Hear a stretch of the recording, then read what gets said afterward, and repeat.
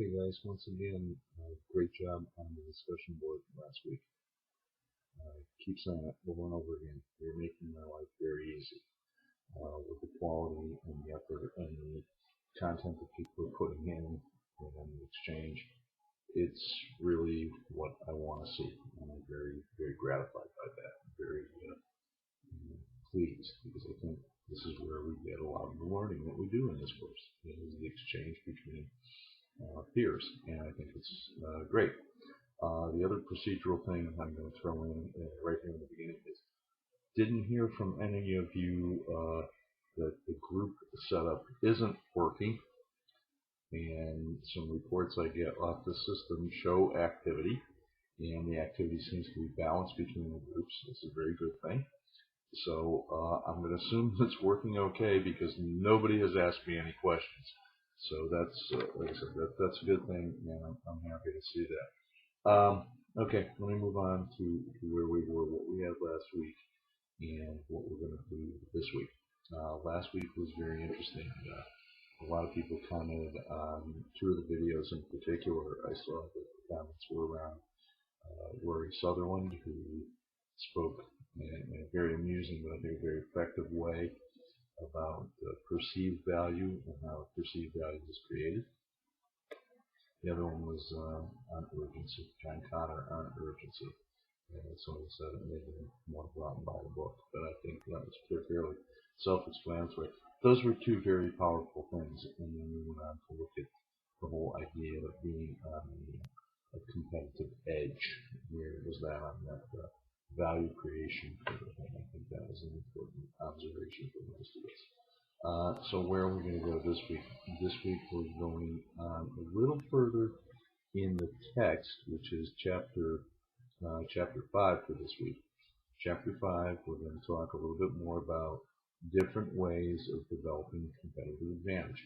So we're continuing on that theme. The one that I think Michael Porter was pretty eloquent about earlier when he just said, but what is it in the end that sets you apart, that makes you different, that allows you to create value? This is what we're going to look at. Now, moving ahead, what else have I got for you this week?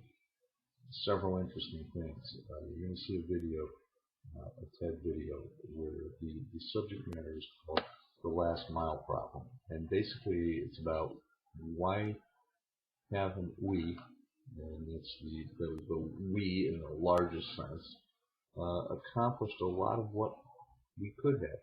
We have technology, we have projects, we have efforts that have been made to tackle some very big things, and pretty simple, we never seem to get to the end.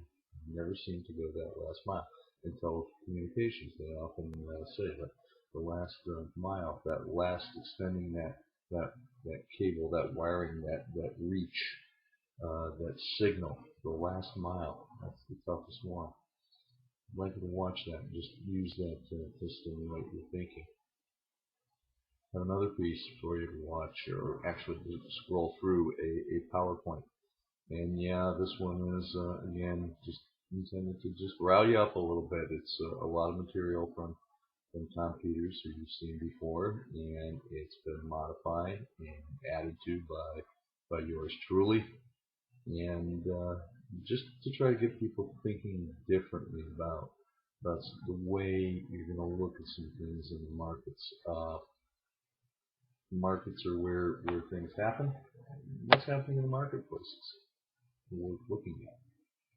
Some of the materials a couple years old, I think very, very valid, very, very interesting. And speaking of a couple years old, I have a link to a New York Times article from 2010. And it was called Technology Trends. It was written just when Apple was introducing the iPad. So I first discovered it back then and said, wow, this is indicative of technology trends. I think it's even more interesting now to go back and read it 2 years later and use it to say, that's what was being predicted and talked about 2 years ago. In some cases, it might as well have been 200 years ago. So take a look at that one. Just let it rattle around in your brain a little bit and see what you think. On a more practical sense, in helping you develop your project, I have a PowerPoint presentation from Dr. Zvi Goldman, one of my friends and colleagues right here in the business school at Post. Zvi teaches in the MBA program, but he put this together for this class at my request a couple of months ago, and it's a really good roadmap for strategic planning, which is a specialty of Dr. Goldman. So it might just give you a little bit of a different perspective on how planning is done and how you can do things. And then finally, there's this really almost off-the-wall video I want you to look at the end of the unit. And as I said in my announcement, it may leave you scratching your head a little bit and saying, why is this even here? What's this all about? Well, I think, well, let's not even try to speculate now. Watch it, and then maybe we'll talk a little bit to see what it's all about. And of course, there's a discussion board question. Now, moving back to a little practical matter, I hope everybody realized that in the project groups, you have access to your own discussion boards within the group. You have your access to file exchange mechanisms. You have access to a bunch of tools, and I hope you're using them. If there's any question as to how to use something, how to do something, or where we should be going, please get it to me sooner rather than later, because now we've got 5 weeks left to pull off this group project. As I said in the beginning of this little talk, I didn't get any questions, so I'm assuming that, number one, the group setup is working, and number two, that the instructions about the case were pretty clear. If they're not, now's the time to ask. Okay, so again, thanks for all the hard work up to this point. I think the class is going very well.